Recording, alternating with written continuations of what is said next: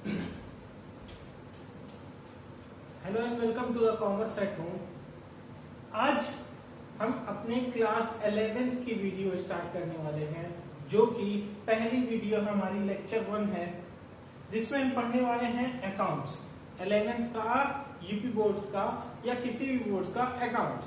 ठीक है, चलिए बेसिक के बारे में सीखना है हमको। बेसिक के बारे में क्या जानना चाहेंगे? सबसे पहले हम ये सीखना चाहेंगे कि अकाउंटिंग होती क्या है, अकाउंटिंग होती क्या है। फिर देखा जाएगा कि अकाउंटिंग कहाँ से आई, कैसे बनी, क्या क्या होता है। सबसे पहले हमें देखना है कि अकाउंटिंग क्या होती है, व्हाट इज अकाउंटिंग। तो accounting is a process of identifying. Identify मतलब पहचान कर, पहचानना। किस बात को? ट्रांजैक्शंस को। किसको? ट्रांजैक्शंस को पहचान। दूसरा मेजरिंग। अकाउंटिंग किस बात का प्रोसेस है? मेजर करने का। किसको? ट्रांजैक्शन को मेजर करना। तीसरा accounting is a process of recording. किस चीज को रिकॉर्डिंग का? ट्रांजैक्शन को रिकॉर्ड कर। चलिए चौथा क्लासिफाइंग। किस चीज को क्लासिफाई किया जाएगा? ट्रांजैक्शन को। अब समराइजिंग। किस चीज को समरी किया जाएगा? किस चीज की समरी बनाया जाएगा? ट्रांजैक्शन। मतलब क्या है? एक ट्रांजैक्शन को पहचानना। मेजर करना मतलब होता है आंकना। आंकना मतलब तौलना, तौलना मतलब मापना, मेजर मतलब माप। अच्छा, रिकॉर्डिंग। रिकॉर्डिंग मतलब लेखा करना। हिंदी में लिखते चल रहा हूं ताकि हिंदी वाले अगर कोई स्टूडेंट हो तो उनको कोई प्रॉब्लम ना हो। क्लासिफाइंग मतलब होता है वर्गीकरण। हिंदी में क्या बोलते हैं? वर्गीकरण। समराइज मतलब सारांश।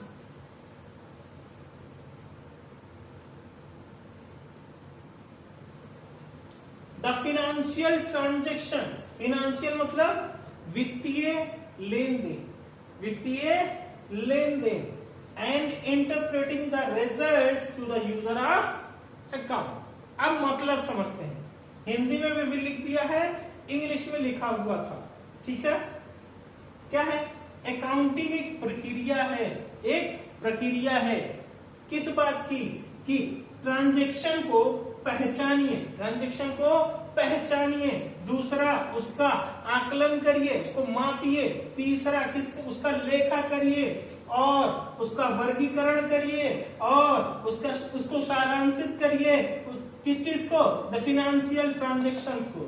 सारे वित्तीय लेन देनों को मापिए, आंकिए, लेखा करिए, वर्गीकरण करिए और सारांशित करिए। उसके बाद उससे रिजल्ट निकालिए। रिजल्ट निकालने का मतलब कि भैया हम अकाउंटिंग क्यों कर रहे थे? अकाउंटिंग इसलिए कर रहे थे ताकि हमको ये बात पता चले कि हमको प्रॉफिट हो रहा है या नुकसान। तो रिजल्ट का मतलब क्या है यहाँ पे? प्रॉफिट या लॉस। जो भी प्रॉफिट या लॉस हमको हो रहा है उसको बताइए। किसको बताइए? यूजर्स। अभी यूजर पे समझ लेते हैं, हम सिर्फ लिख लेते हैं मालिक को। मालिक को बताओ कि बिजनेस में हमें प्रॉफिट हुआ है या नहीं, बिजनेस में प्रॉफिट हुआ है या नहीं हुआ है। कैसे बताइए? सारी अकाउंटिंग करके बताइए। क्लियर? क्या था? Accounting is a process of identifying, measuring, recording, classifying, summarizing the financial transaction and interpreting. Interpret मतलब प्रस्तुत करना, किसी के सामने ले जाकर रखना। किस बात को? रिजल्ट को, कि हमारे बिजनेस में प्रॉफिट आया है या नहीं आया है। और यूजर ऑफ अकाउंट, जो भी उस अकाउंट को यूज करते हैं। हमने एग्जाम्पल में किसको मान लिया है? कि भैया मालिक, बिजनेस का मालिक। ठीक है, अब एक एक वर्ड को हम डिटेल में पढ़ते चलेंगे। सबसे पहले हम पढ़ने वाले हैं इसको, दूसरा है हमारा ये, तीसरा है हमारा ये, चौथा है हमारा ये, पांचवा है हमारा ये, फिर छठवां है हमारा ये, फिर सातवां है हमारा ये। अच्छा, इन 7 वर्ड्स को समझने के लिए हमको सबसे पहले समझना पड़ेगा कि फिनेंशियल ट्रांजैक्शन क्या होते हैं। क्या एक वित्तीय लेन देन किसको कहा जाता है? मान लीजिए एक पिताजी अपनी बच्ची को गिफ्ट दे रहे हैं, क्या ये वित्तीय लेन देन है? पैसे का लेन देन है? नहीं, वो अपने बच्ची को कुछ तोहफा दे रहे हैं, कुछ सेवा दे रहे हैं, बट बदले में उसके कुछ नहीं आता।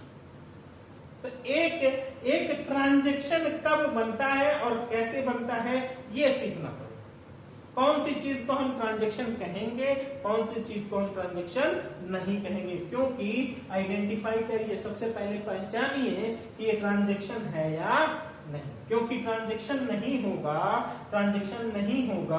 तो हमें ये नहीं पता चल पाएगा कभी कि ये अकाउंटिंग में जाना चाहिए कि नहीं जाना चाहिए। अकाउंटिंग में जाने के लिए वो बिजनेस से रिलेटेड ट्रांजैक्शन होना चाहिए। अगर वो बिजनेस से रिलेटेड ट्रांजैक्शन नहीं है, वो पैसा लेन देन जो भी हो रहा है, सामान का लेन देन, अगर वो बिजनेस से रिलेटेड नहीं है तो वो अकाउंटिंग में लिखा नहीं जाएगा। दूसरी बात, अब वही चीज हम अकाउंटिंग में लिख सकते हैं जिसको हम पैसे में काउंट कर सकते हैं, जिसको हम पैसे में काउंट कर सकते हैं, उसी चीज को हम अकाउंटिंग में लिख सकते हैं। हम आपको बहुत प्यार करते हैं, इसको पैसे में लिख सकते हैं क्या? एक फीलिंग को आप पैसे में नहीं लिख सकते। तो ऐसे कोई भी गतिविधि, ऐसा कोई भी लेन देन, कोई भी काम, अगर उसको पैसे में आप नहीं माप सकते तो उसको हम अकाउंटिंग में नहीं लिख सकते। हमने एक फैन खरीदा, फैन लिख सकते हैं क्या? नहीं। ये लिख सकते हैं कि फैन हमें 2000 रुपए का मिला, तो वो 2000 रुपए लिखे जाएंगे, ना कि हम ये लिखेंगे कि हम गए थे चौराहे तक और फैन लेके आए। जब तक उसको हम पैसे में नहीं कन्वर्ट कर लेते तब तक हम उसको अकाउंटिंग में नहीं लिख सकते। जल्दी से इसको कॉपी कर लीजिए, इस डेफिनेशन को आप लिख लीजिएगा, उसके बाद वर्ड बाय वर्ड हम एक एक समझते चलेंगे। मैं रब कर रहा हूं, ठीक है? आप पॉज कर लीजिए और कॉपी कर लीजिए।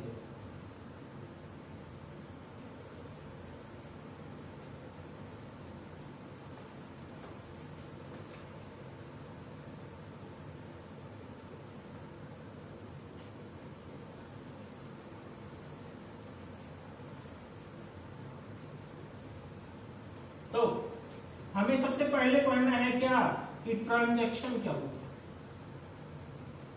ट्रांजैक्शन बराबर एक इवेंट प्लस कंसीडरेशन। मतलब क्या है? एक घटने में कोई भी घटना हुई, मान लो हम सामान कुछ खरीद कर ला रहे हैं, ये एक घटना है, एक इवेंट है।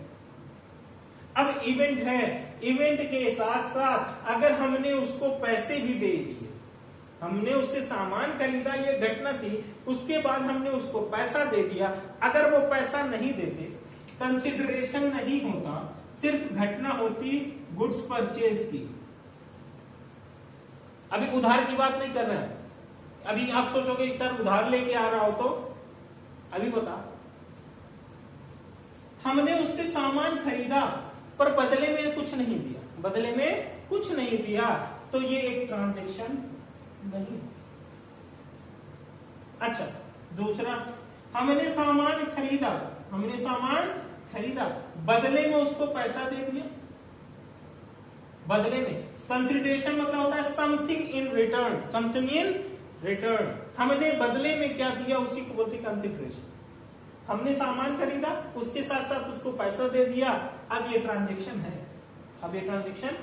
मतलब अकाउंटिंग में लिखा जा सकता है, क्योंकि हमको पता चल गया जो सामान खरीदे थे उसके बदले कितना पैसा। तीसरी बात, हमने सामान खरीदा और उससे बोल दिया भैया 2 महीने बाद पैसा लेना, उधार, क्रेडिट पर। तो क्या उधारी लिखवा कर नहीं आए हो? हमने बदले में अपना नाम नहीं दिया क्या तुम्हें? हमने बदले में अपना नाम दिया है। तो यहां भी ये हमारा ट्रांजैक्शन कहलाएगा। अगर इस गुड्स को हम पैसे में कन्वर्ट नहीं कर पाएंगे, मान लो बल्ब था, बल्ब आपको पता चल गया कि 125-130 रुपए में मिलता है, तुरंत ये ट्रांजैक्शन बन जाएगा। अगर सिर्फ बोला जाए बल्ब लिखो अकाउंटिंग में, नहीं लिख सकते आप जब तक ये नहीं पता चले कि कितना रुपया। Transaction must be count in monetary term. Monetary term मतलब पैसे में लिखा जाना चाहिए। अकाउंटिंग में आप सिर्फ पैसे में बात करते हैं, फीलिंग में बात नहीं करते। क्लियर? हमेशा जो भी चीज पैसे में कन्वर्ट की जा सकती है उसी को हम लिख सकते हैं, अदरवाइज नहीं लिख सकते। ठीक है? अच्छा, अब इसको भी कॉपी कर लीजिए, फिर मिटाते हैं, देखते हैं, एक दो बातें लिखवाएंगे।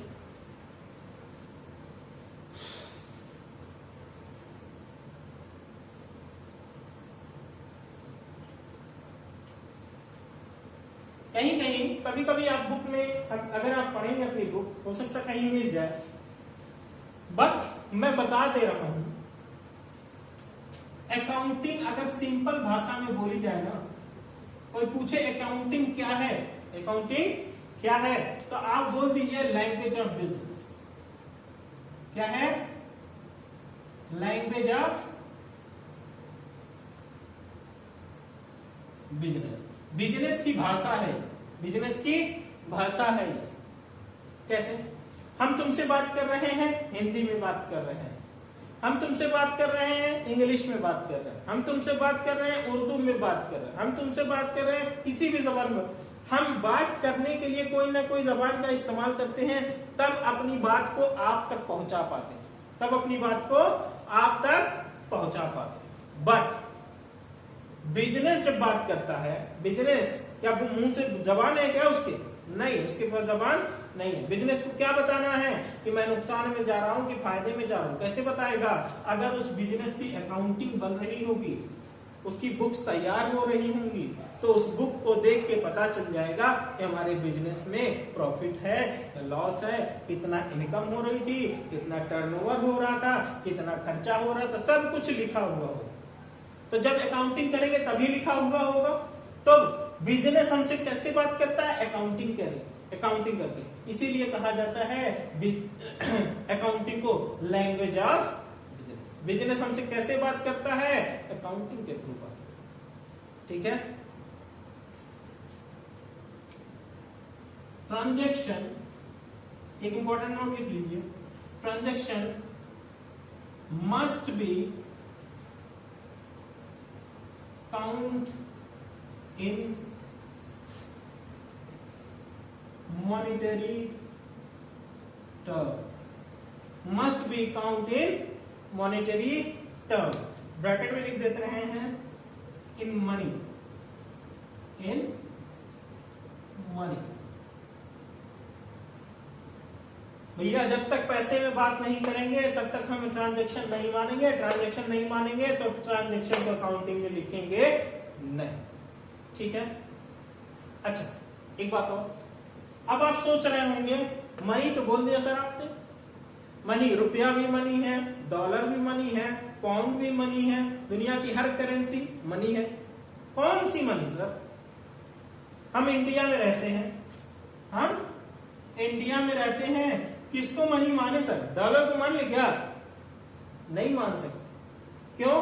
अगर बात समझ लीजिएगा, अगर अकाउंटिंग इंडिया में हो रही है, बिजनेस भले ही अमेरिका में हो, बिजनेस कहीं भी हो, बिजनेस दुनिया में कहीं भी हो, अकाउंटिंग जहां हो रही है, अकाउंटिंग जहां हो रही है, वही की करेंसी में, वही की मनी में, उसी की करेंसी में इसकी एंट्री की जाती है।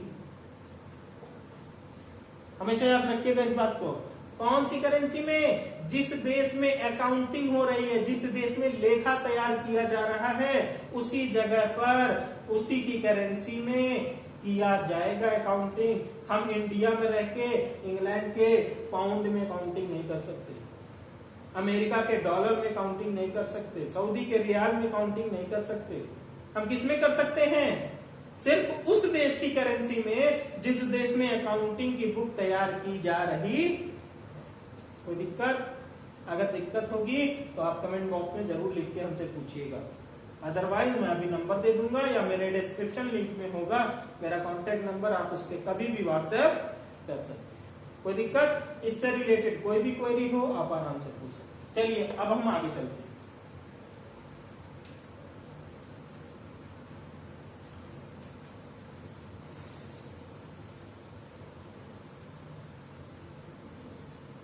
तो सबसे पहला वर्ड क्या था हमारा? आइडेंटिफाई। क्या था? आइडेंटिफाई, पहचानना। दूसरा क्या था? दूसरा क्या था? मेजरिंग।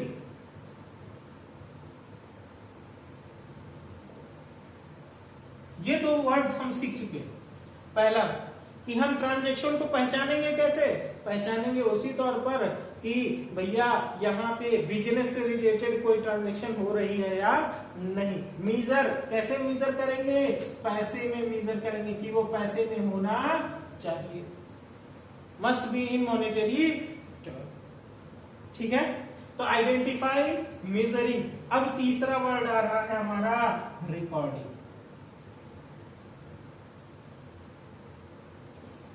रिकॉर्ड करना भैया, लेखा, लेखा करना।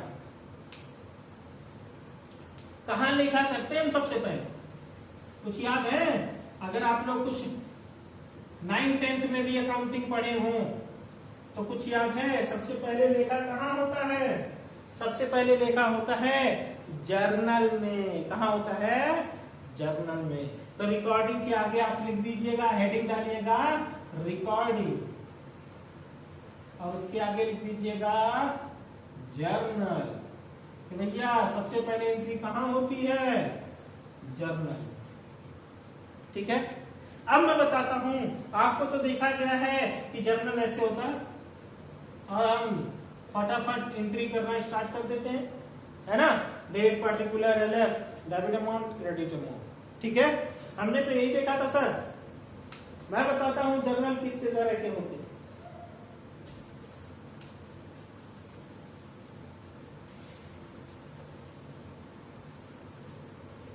बिल्कुल चिंता मत करिएगा बेटा, बहुत आराम से पढ़ा रहे हैं, बिल्कुल चिंता मत करिए।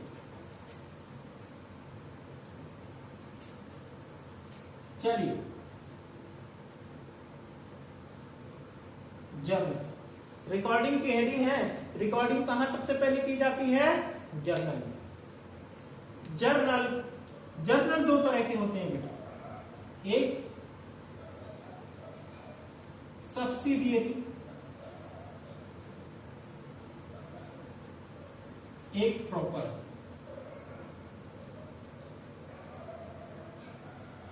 Proper journal, proper journal, subsidiary books.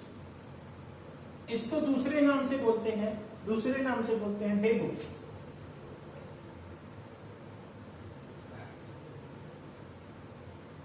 इसी को एक और नाम से बोलते हैं, इसी को एक और नाम से बोलते हैं हेल्पिंग बुक।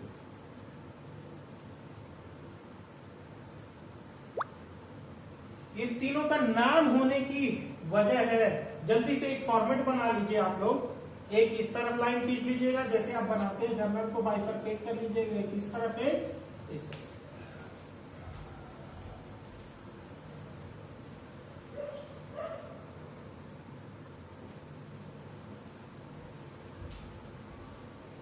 चलिए,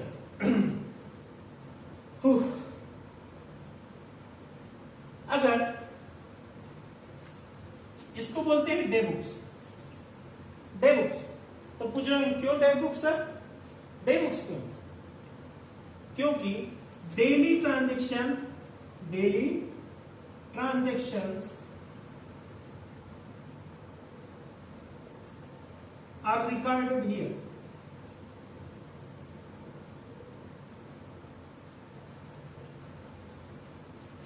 Daily transactions are recorded here. जो डेली खरीदा जाता है, बेचा जाता है, वो सारी रिकॉर्डिंग कहाँ होती है? डेली। अच्छा, इसलिए इसका नाम क्या पड़ गया? Day books. दिन भर का जो भी आता है, जब 5 पीस दे दीजिए सर, 10 पीस दे दीजिए सर, 20 पीस, बार बार कहाँ लिखे जाते हैं? डे बुक्स में। अच्छा सर, तो सब्सिडियरी बुक क्यों नाम लिखा गया? सब्सिडियरी बुक इसलिए रखा गया बेटा, क्योंकि सब्सिडी, आप वर्ड सुने सब्सिडी का वर्ड सुने? सब्सिडी मतलब होता है, क्या सोच रहे हैं? डिस्काउंट। जैसे गवर्नमेंट देती है ना, सिलेंडर पे सब्सिडी देती है, वो सब्सिडी मतलब क्या होता है? डिस्काउंट? नहीं, बिल्कुल नहीं। वो सब्सिडी मतलब होता है हेल्प।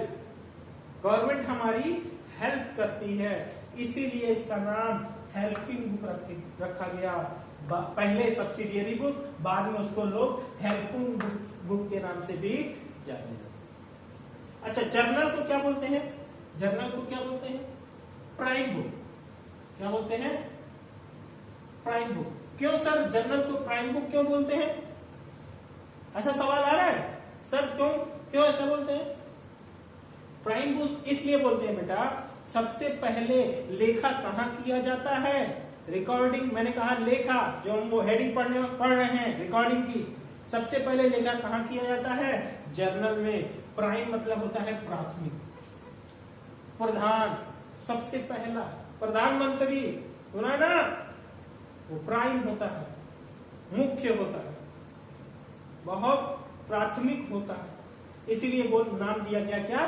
प्राथमिक पुस्तक, प्राइम बुक, जर्नल। ठीक है। अच्छा, ये तो आप बात समझ गया कि सब्सिडियरी बुक क्यों रखा गया, क्योंकि ये हेल्प करती है किसमें? लेजर पोस्टिंग में। किसमें? Helps in ledger posting, helps in ledger posting. ये लेजर में एंट्री को पोस्ट करनी होती है। जब यहाँ कोई एंट्री होती है, उसके बाद उसका लेजर बनता है। अभी उसका अगला वर्ड पढ़ेंगे हम क्लासिफाइंग में। तो लेजर पोस्टिंग में हेल्प करता है, इसीलिए इसका नाम रखा गया हेल्पिंग बुक या सब्सिडियरी बुक। ठीक है। अच्छा सर, डे बुक्स क्या होती है? डे बुक्स भैया कुछ होती जो भी डेली ट्रांजैक्शन के लिए लेखा किया जाता है, उसके लिए अलग अलग किताबें रखी जाती हैं, उसी को बोला जाता है डे बुक्स। जैसे कि कुछ नाम मैं बता देता हूं। परचेज बुक, क्रय खाता, सॉरी क्रय बही। दूसरा सेल बुक, विक्रय बही। तीसरा परचेज रिटर्न बुक, क्रय वापसी खाता, क्रय वापसी बही। सेल्स रिटर्न बुक, विक्रय वापसी बही। BR book, bills receivable book.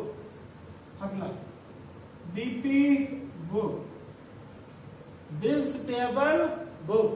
और आखिरी हमारा कैश बुक। आप इसके नीचे लिखिएगा,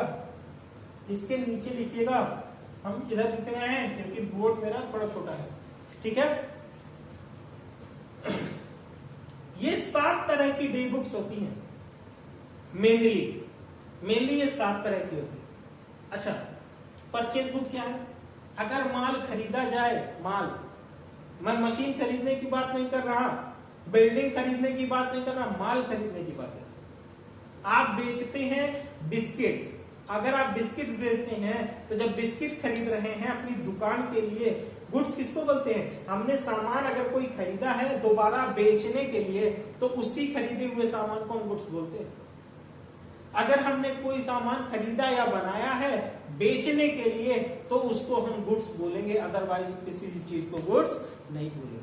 हम अपने बिजनेस में बिस्किट बेचते थे, एक कार खरीदे तो कार हमारे लिए गुड्स है? नहीं, कार हमारी एसेट है, वो बिस्किट खरीद कर बेचना वो हमारा गुड्स है। ठीक है, अब देखते हैं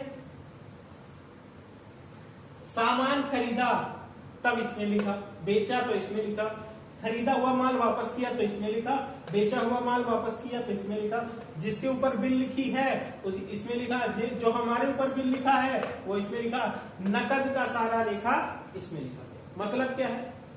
नकद का सारा लेखा कैश बुक में क्या आता है? Only cash transaction, only cash transaction. बात समझिएगा, जब सारा नकद का लेखा यहां आता है तो यहां क्या जाता है सर? माल यहां भी खरीदे थे तो पैसा दे आए थे सर, तो कहां जाएगा? यहां जाएगा, माल ही खरीदे थे, पैसा दे आए कैश में, तुरंत कैश ट्रांजेक्शन होगा, कहां चला जाएगा? Cash book. कहां चला जाएगा? कैश बुक में, वहां परचेज बुक में नहीं आएगा। मतलब इन सारी बुक्स में, ये 6 बुक्स, ऊपर वाली 6 बुक्स में सिर्फ उधार के लेखे किए जाते हैं। Credit transactions are record.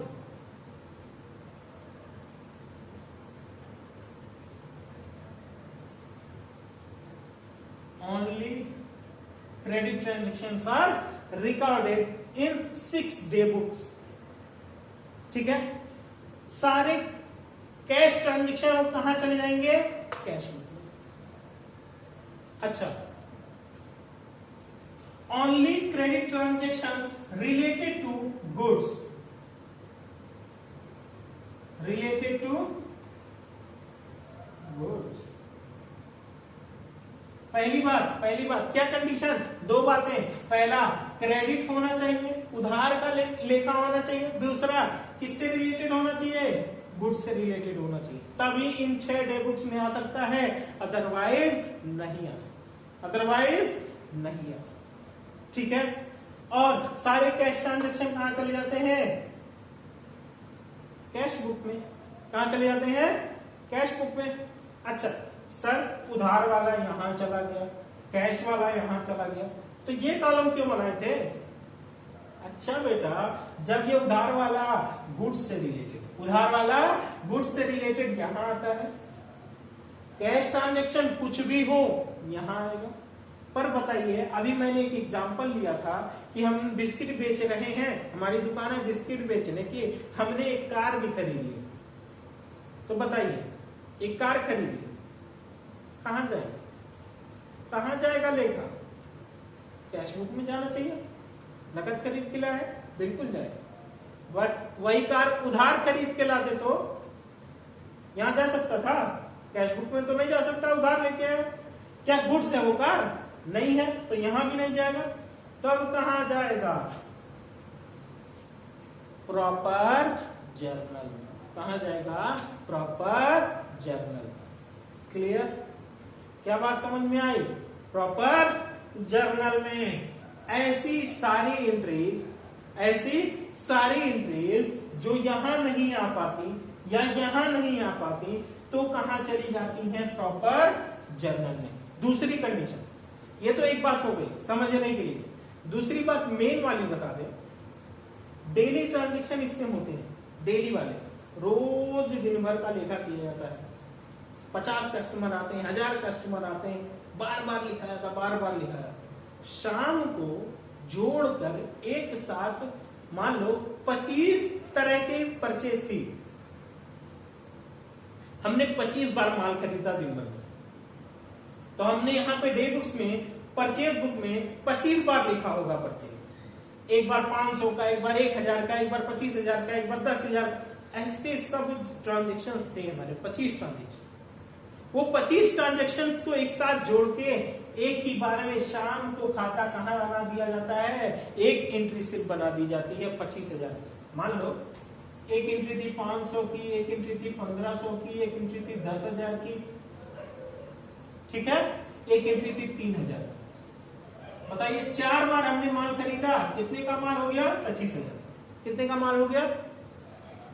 अब जब शाम हो गई, या कभी कभी ऐसे लोग भी करते हैं कि एक एक हफ्ते पे एक एंट्री पास करते हैं। शाम हो गई तो हम ये सारा परचेज वाला जोड़ लिए, देखे कितना आ रहा है? 25,000। सीधा एक एंट्री बनाने के लिए हम कहां चले गए? प्रॉपर जर्नल में, और एक entry purchase account debit to Ram Mohan Shyam, जिससे भी उधार खरीदा था उधार। क्लियर? क्लियर? दो कंडीशन होती हैं, या तो बची कुची एंट्री यहां जाती है और हर एक टाइम फिक्स होता है, उस टाइम खत्म होने पे, जैसे एक दिन खत्म हुआ, दिन खत्म होने के शाम के टाइम एक एंट्री उठाकर यहां पास कर दी जाती है। यहां भी बार बार छोटी छोटी एंट्री पास करने की जरूरत नहीं होती। मेन मेन एंट्रीज यहां होती हैं, छोटी छोटी एंट्रीज डेली बेसिस पे जो एंट्री होती है इधर होती है, दिन भर के ट्रांजैक्शन की, शाम को सारा कुछ जोड़ के एक बार एंट्री यहां करी जाती है, उसको बोलते हैं। एक समझ लीजिए कि हम बार बार रफ कर रहे थे, रफ करने के बाद जब एकदम सही बन गया तो उसको हमने कहा फेयर कर लिया, प्रॉपर जर्नल। अब प्रॉपर जर्नल के बारे में थोड़ी सी बात पढ़ लें, इसको मिटा दें, फिर आज की क्लास समाप्त करते हैं, ठीक है?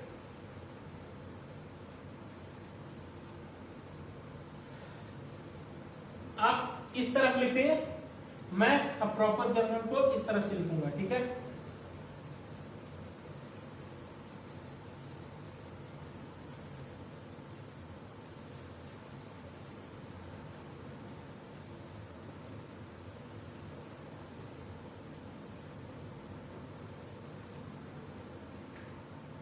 वीडियो पॉज कर लिया करिए लिखने के लिए, बैक करके वीडियो पॉज कर लीजिए, फिर लिख लीजिए, ठीक है? अब दूसरे पे आते हैं, प्रॉपर जर्नल पे। अच्छा, प्रॉपर जर्नल क्यों कहते हैं सर? इसी को उल्टा भी बोलते हैं, जर्नल प्रॉपर।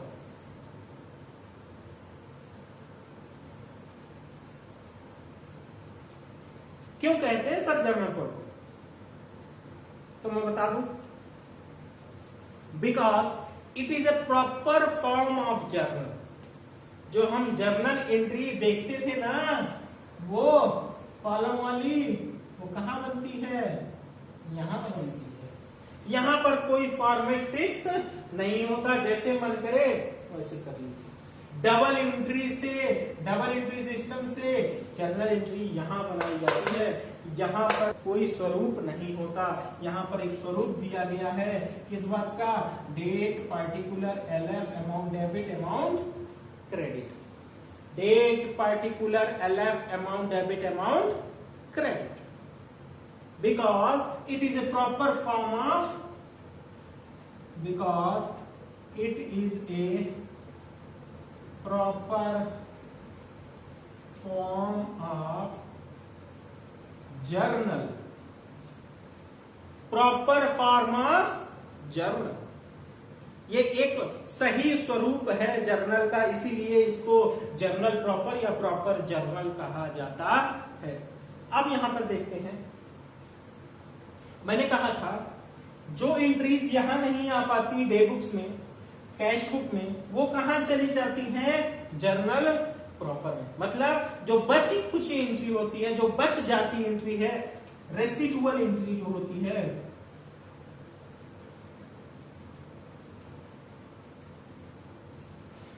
वो कहां चली जाती है? Journal proper. इसीलिए इसका दूसरा नाम भी और रखा गया, क्या रखा गया? Miscellaneous journal. क्या रखा गया? Miscellaneous journal. बची कुछ जो एंट्रीज होंगी वो कहां चली जाएंगी? प्रॉपर जर्नल में या मिसलेनियस जर्नल। अच्छा, इसी को एक और नाम दिया जाता है, जनरल जर्नल।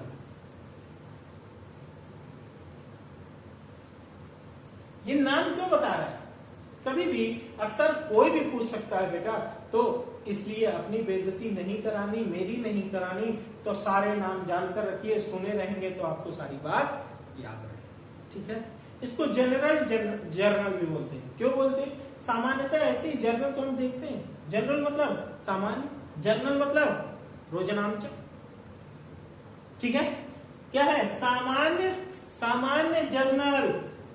सामान्यतः हम ऐसे ही तो जर्नल देखते हैं, इसीलिए सामान्य जर्नल इसका नाम दिया गया। ठीक है, कौन कौन सी एंट्रीज यहाँ आती है? रेसिडुअल, बची कुची एंट्री, एडजस्टिंग एंट्री,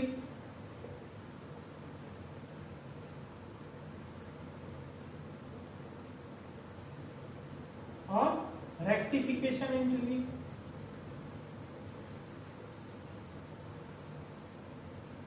एक्सेट्रा। बची कुटी सारी एंट्रीज कहाँ चली जाती हैं? Proper journal. चलिए, आप लोग वीडियोस पूरी देखिएगा। बहुत ज्यादा लंबी वीडियो नहीं बना रहे हैं, क्योंकि 32 मिनट 35 मिनट की वीडियो अगर बनती है तो आपको कोई बहुत ज्यादा प्रॉब्लम नहीं होनी चाहिए, क्योंकि इस वक्त लॉकडाउन भी चल रहा है। आप आराम से 1 घंटा निकाल के बैठेंगे तो आराम से पढ़ सकेंगे, कोई दिक्कत नहीं होगी। ठीक है, तो आप आराम से पढ़िए। चीजें ना समझ में आए तो हमसे कमेंट बॉक्स में या व्हाट्सएप नंबर मेरा डिस्क्रिप्शन लिंक में है, तो आप उससे पूछ सकते हैं, बिल्कुल कभी भी पूछ सकते हैं। और ज्यादा से ज्यादा लोगों को शेयर करिए और मेरे चैनल को सब्सक्राइब करिए। Thank you.